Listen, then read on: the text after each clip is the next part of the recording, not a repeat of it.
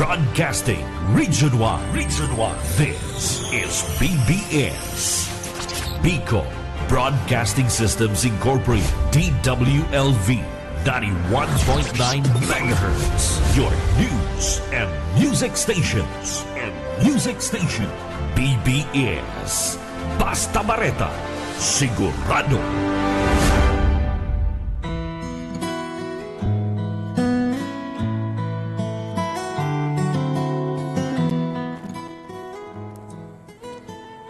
Magandang umaga po, Bicolandia. Magandang umaga po dito sa probinsya ng Camarines Sur at magandang umaga dito po sa lungsod ng Naga. Magandang umaga po sa inyong lahat, lalo na sa mga talagang sumusubaybay dito po sa segment po ng biyaya sa pagkaaga. Kaya sa lahat po ng makakapanood po ngayong umaga, magandang umaga po sa inyong lahat, sa lahat ng makikinig, sa lahat po ng inaabot ng signal na ito sapagkat tayo po ay live sa Facebook at pwede rin po ninyong mapanood sa ating YouTube channel ng DWLV 91.9 FM. Sa mga first time lang po na ipihit ang kanilang transistor radio sa stasyong ito at hindi ho ninyo alam, ito po ang BBS DWLV 91.9 FM.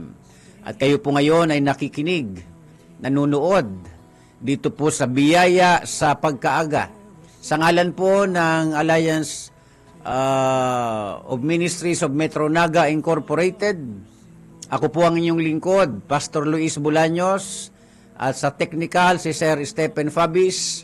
Sa loob po ng ilang mga minuto, tayo po ay sama-sama na mag-aral, magbasa, makinig ng mga aral ng Panginoong Diyos upang itong mga aral ng Panginoon ay maging pundasyon, makadagdag sa tibay ng pundasyon ng ating buhay espiritual upang sa ganoon sa bawat araw na ating mga kakaharapin ay mayroon ho tayong sapat na pagkukuhanan ng matalinong pagpapasya sa pamamagitan po ng mga aral ng Panginoon. Uulitin ko po, lilinawin ko, ang aking tinatalakay po rito ay mga aral ng Panginoon. Okay?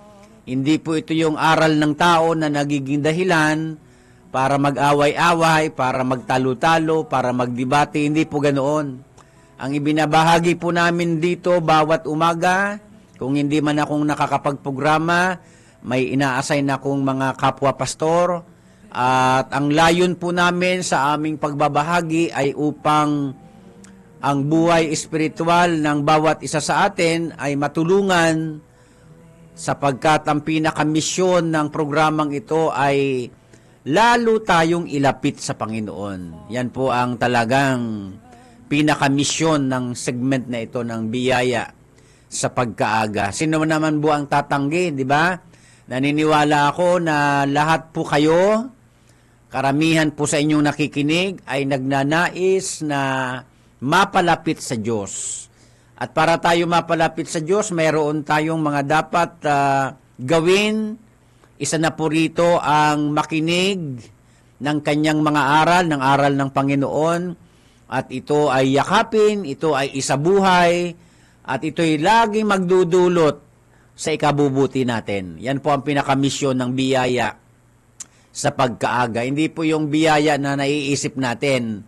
Bagaman kasama na po yun. Pag sinabi kasing biyaya sa pagkaaga, unang-una nating bibigyan dito ng pansin ay yung biyayang espiritual na kapag ito talaga ay ating naintindihan, magre-resulta ito ng biyayang praktikal, biyayang material, biyayang makabubuti sa buhay ng tao.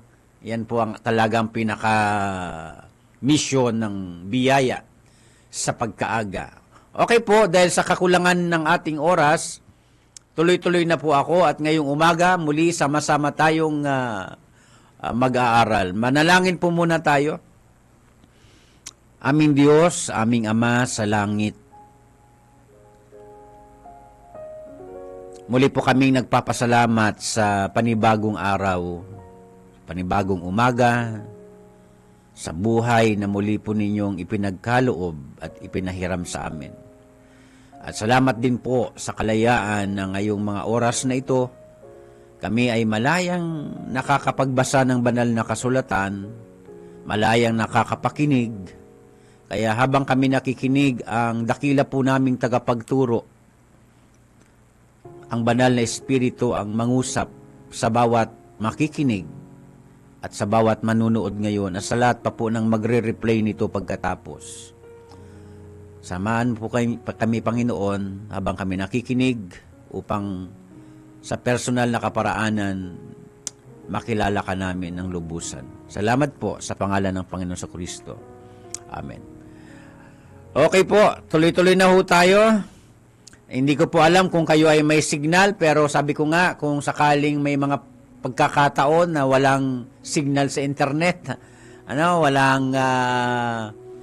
wala siguro kayong load, walang data, maaari po kaming mapakinggan tuwing umaga sa radyo, on air, on air and online.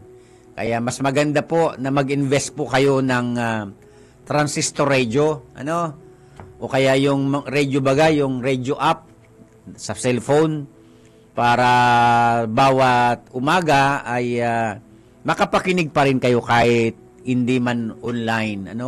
At least nagkakarinigan tayo, nakakapakinig po kayo sa radyo. Magandang umaga po kay Ma'am Claire da Kuya Rica Fort. Salamat po sa panunood. Magandang umaga din po kay Ma'am Lourdes Garrido, ang masugid po nating tagapakinig. Magandang umaga din po kay Sister Eva Agregado at kay Sir Felipe Agregado Jr. Okay, tuloy na ho tayo. Ngayong umaga, magbabasa po ako rito sa Bagong Tipan at ito po ay sulat ni Apostol Pablo. Ito po yung kanyang mga tagubilin bago siya lilisan sa mundong ito. Okay? Pangalawang Timoteo, Kabanatang 4, ang talata ay 7. Ganito po ang nasusulat. Pinagbuti ko ang aking pakikipaglaban. Natapos ko na ang dapat kong takbuhin at nanatili akong tapat sa pananampalataya. So ang Diyos po ang magpala ng ating puso na pagtatamnan ng kanyang mga aral. Magandang umaga din po kay Sir Luis R. San Jose Jr. Ngayon pong umaga, ang konteksto po ng aking binasa ay ito yung tungkol sa nagpaliwanag si San Pablo na ganito ang mangyayari sa mga huling araw. Iyon ang kanyang bilin kay Timoteo. At pagkatapos niyang sabihin na ganito ang mangyayari sa mga huling araw, ang sabi niya kay Timoteo, pero ikaw na naturuan ng tama, isabuhay mo ang mga aral ng Panginoon. Tapos pagkatapos niyang sabihin yung kay Timoteo, ang sabi niya dito sa talatang 7, ang sabi niya, siya ay malapit ng mamatay. Ito po kasi ang konteksto no si San Pablo ay nasa kulungan. Actually, sinulat niya ito, nasa kulungan siya mga minamahal kong tagapakinig. At bago siya pinatay, hindi lang siya basta namatay, pinatay talaga. Siya ay nabilanggo dahil sa kanyang pangangaral tungkol sa Panginoon sa Kristo at siya ay hahatulan na po ng kamatayan. At bago po yun mangyari, naisulat niya pa ito. Pero ngayong umaga, gusto ko po na pare-pareho tayong makinabang sa mahalagang tagubilin ni San Pablo kay Timoteo. At wag nating sasabihin na ito ay para kay Timoteo lamang. Mayroon tayong mapapakinabang dito, kaya nga isinulat at naisulat ito para sa mga makakabasa nito ay magdudulot ito sa atin ng napakahalagang aral sa buhay. May napansin po akong 3 mula rito sa kanyang sinabi ni San Pablo sa kanyang sulat. At gusto ko po na namnamin natin itong mabuti sapagkat gusto ko po na mas matuon ang ating focus sa talagang mahalagang misyon sa buhay. Ano po, uulitin ko, malapit na ditong mamatay si San Pablo, malapit na siyang hatulan ng kamatayan. Kaya ang sabi niya, pinagbuti ko ang aking pakikipaglaban. Proud hindi yung yabang kundi may kapanatagang loob si San Pablo na sabihin niyang, pinagbuti ko ang aking pakikipaglaban. Sana po, ganun din sa ating buhay. Huwag po tayong matuon sa mga bagay na kung tutuusin, wala namang kinalaman sa eternal na bagay. Alam nyo, ang mga bagay dito sa lupa na ating pinagtutuunan ng iba yung pansin, ang lahat ng ito ay pangsamantala. Samantalang, ang sabi ni San Pablo, dapat mapokus ang ating atensyon sa pagganap ng mga gampanin sa buhay. Alam niyo po kasi, mga minamahal kong tagapakinig, tayo, bawat isa sa atin ay isang manlalakbay dito sa daigdig. At habang tayo naglalakbay, tayo ay nakikipagpunyagi, tayo ay nakikipaglaban sa buhay. At ang lahat ng laban ng buhay, sabi ni San Pablo, ay kanyang pinagbuti. No? Wala siyang sinayang na oras. Yan na rin po ang nagsabi sa ibang bahagi ng kasulatan na hindi siya sumusuntok sa hangin. Bawat kanyang ginagawa may direksyon. Ganon din po sana tayo, mga minamahal kong mga tagapakinig. Ituon natin ang ating pansin sa pinakamisyon natin sa buhay. Ano po yun? Ang makipaglaban ng mabuti sa buhay. Yun bang wala kang inaagrabyadong tao, wala kang inaapi, wala kang inaapakang maliliit na tao, nakapokus ka lang doon sa iyong misyon, sariling misyon, sapagkat bawat isa sa atin may kanya-kanyang misyon. Yan ang dahilan kung bakit minsan mamamatay ka na lang, binuhay ka pa. Mamamatay ka na sana, nabuhay ka pa. Iyon ay dahilan sapagkat may ipinagagawa pa ang Diyos na hindi mo pa marahil tapos. Kaya nga, pasalamat tayo ngayong umaga sapagkat buhay pa tayo. Ang ibig sabihin niyan, may mission ka pang gagampanan sa buhay. At dapat nandoon lang ang iyong focus. Huwag tayong matutokso na makuha ng makamundo at makasalanang mga bagay ang ating pansin at ilayo tayo sa pinakapokus natin sa ating misyon. Kaya nga, sabi ni San Pablo, pinagbuti ko ang aking pakikipaglaban. The word pinagbuti, ibig sabihin, hindi niya pinayagan ng kanyang sarili na ma-involve sa kasamaan sapagkat nakasentro siya sa kanyang misyon. Ngayong umaga, ano bang iyong misyon sa buhay? Na-discover mo na po ba? Sapagkat ang Diyos ay may kanya-kanyang katawagan sa tao. Tulad ni San Pablo, tinawag siyang maging apostol. May tinawag na maging church pastor, maging guro sa secular. Marahil tinawag kang maging teacher sa mga eskwelahan. Elementary man yan, high school man yan, college man yan, o professor ka sa mga university, engineer ka, doktor ka, architect ka, nurse ka, negosyante ka, politician ka.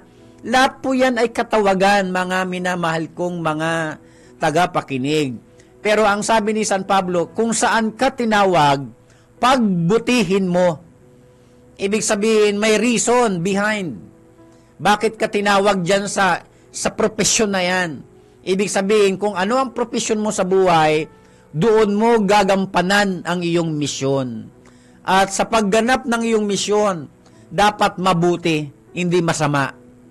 Yan ang sabi ni San Pablo. Kaya kahit mamamatay na siya, malapit na siyang hatulan ng kamatayan, nasabi niya pa rin na pinagbuti ko. Alam niya sa sarili niya na pinagbuti ko ang pakikipaglaban. Kaya dapat matuto tayo sa kanyang naging prinsipyo sa buhay. Pangalawa, sabi niya, natapos ko na ang dapat kong takbuhin. Imagine, sa buhay pa lang ito, bawat isa sa atin may dapat tapusing takbuhin. Ibig sabihin, may mission talaga na pinagagawa ang Diyos sa atin. Kailangan habang may lakas pa tayo, habang buhay pa tayo, kailangang gampanan natin ito, tapusin. Ano po? May mga tao kasing nagsimula, hindi naman tinapos. Minsan tayo magaling lang magsimula, pero hindi naman natatapos. So, ang isa sa dapat nating matutunan sa prinsipyo ni San Pablo ay tapusin natin ang mga pinagagawa ng Diyos bago tayo mamatay. Alam ko naman na kapag ang pinag-uusapan natin ay kamatayan, ayaw natin itong pinag-uusapan. Pero itong pinag-uusapan natin ngayong umaga, napakahalaga nito para at least wag tayong magsayang. No? Wag tayong magsayang ng panahon. Wag tayong magsayang ng oras sapagkat hindi naman natin hawak ang ating buhay. Anumang oras pwede tayong mamatay sa iba-ibang kaparaanan. Kaya habang tayo buhay pa, tularan po natin ang prinsipyo ni San Pablo na ang sabi niya, natapos ko na ang dapat kong takbuhin. Mga mananakbo pala tayo sa buhay na ito. Kailangan bago tayo mamatay, maabot natin yung finish line. Hindi naman pinag-uusapan dito ang pabilisan. Sa buhay, hindi po pinag-uusapan ng pabilisan. At hindi rin pinag-uusapan ng paggalingan. Na para mauna kang makarating sa finish line, ay mag-aapi ka ng kapwa, mga taong nasa likod mo, para lang mauna ka doon. Hindi yung ganun ang usapan sa buhay. Ang usapan sa buhay, mabagal ka man, basta ang mission mo, makarating doon sa finish line. Kaya sabi ni San Pablo, natapos ko na. Kaya, kahit siya hahatulan na ng kamatayan, palagay siya. Diba? Palagay siya. Isa sa kinatatakutan ng maraming tao ang kamatayan.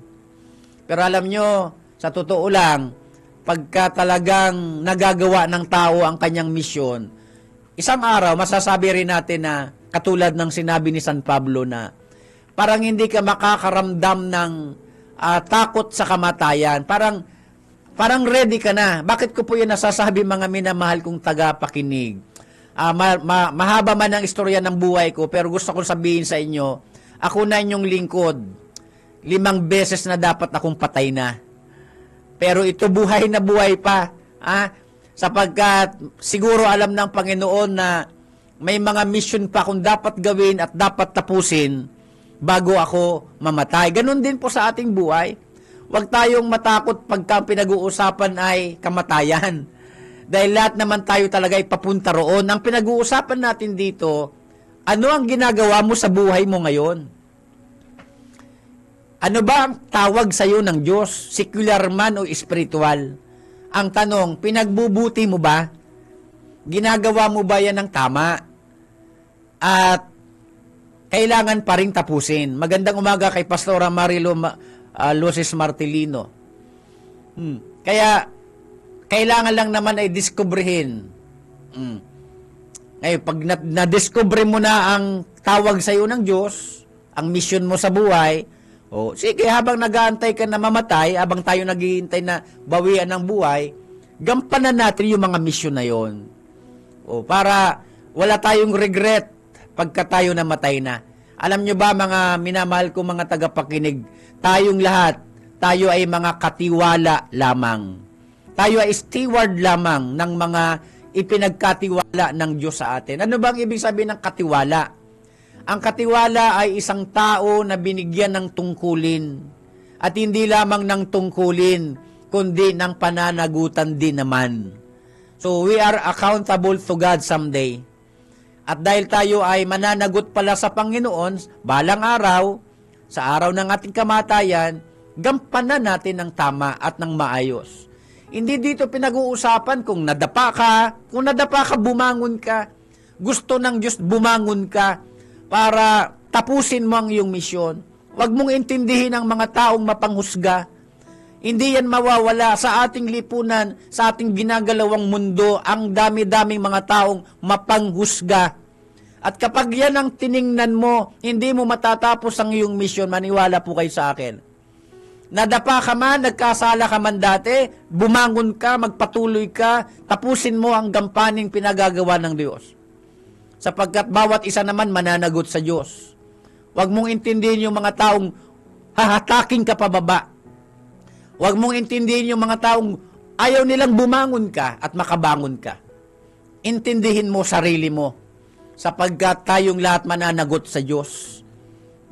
Kaya, pangatlo, ang sabi ni San Pablo, at nanatili akong tapat sa pananampalataya. Proud na proud siyang sabihin yan at isulat ito. Ano? Hindi yung yabang ha, ang ibig niya lamang sabihin, dapat siyang tularan. Hindi naman lingid sa atin kung kayo ay nagbabasa ng banal na kasulatan, hanggang kamatayan nga nanatiling tapat si San Pablo. Tandaan ninyo, itong sulat na ito, sinulat niya, malapit na siyang mamatay. Nasa loob siya ng kulungan. Hatulan na siya ng kamatayan.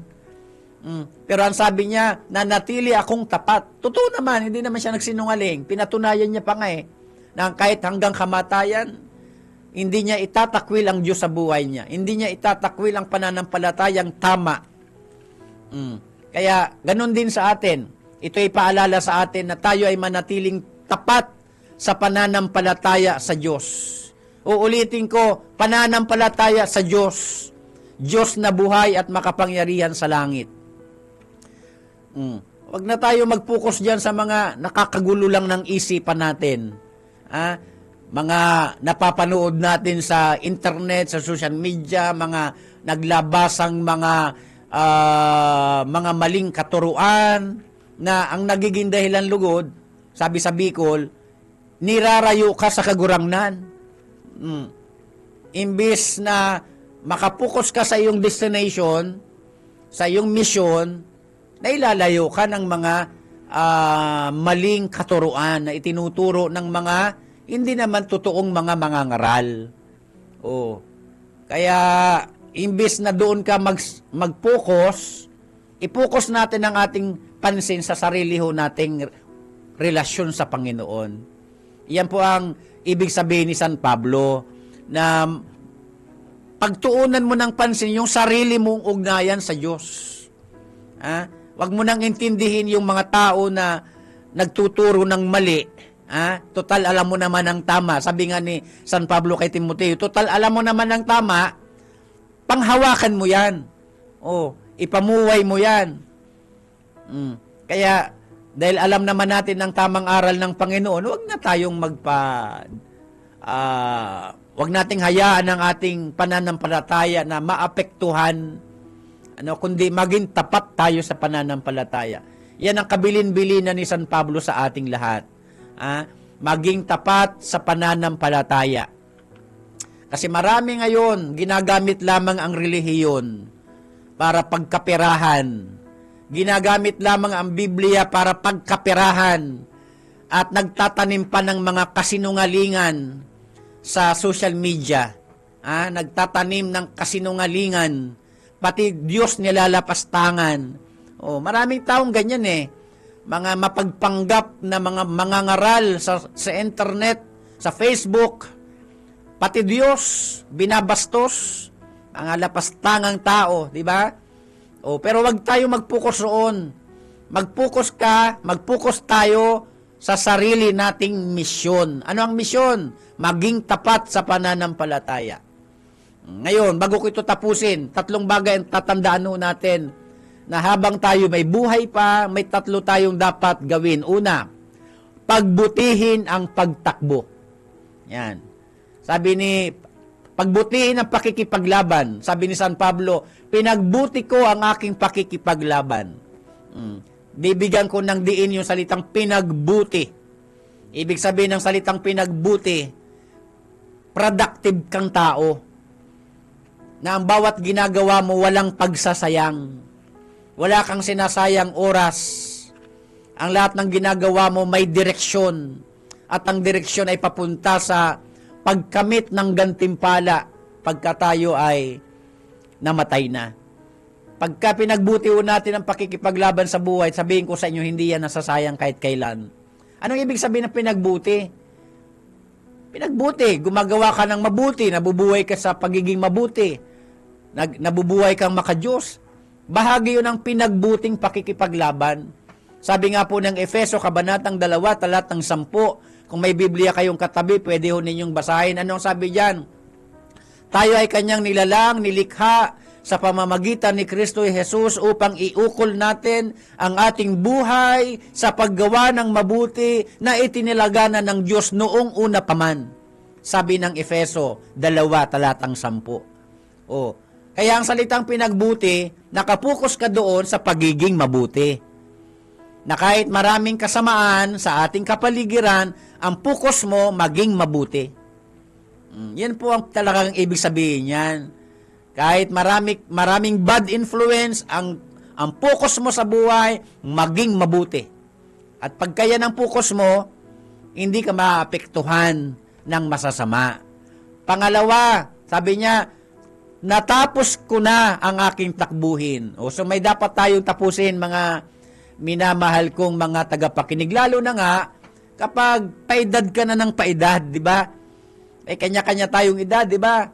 Habang sa palagay mo, senior ka na, wag ka na magsayang ng oras. Kumbaga sa kandila, paupos ka na. Di ba?